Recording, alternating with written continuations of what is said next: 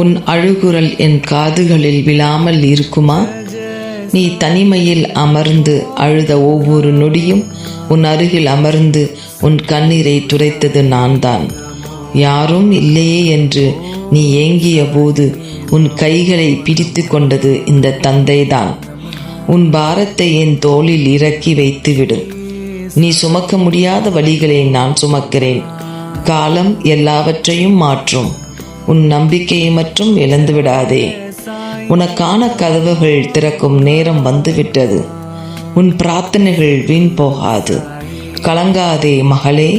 உன் பாபா நான் இருக்கும்போது உன் கண்ணீருக்கு இனி வேலை இல்லை. உன்னை தவிர எனக்கு விடியலுக்கோர் கிழக்கு உலகினில்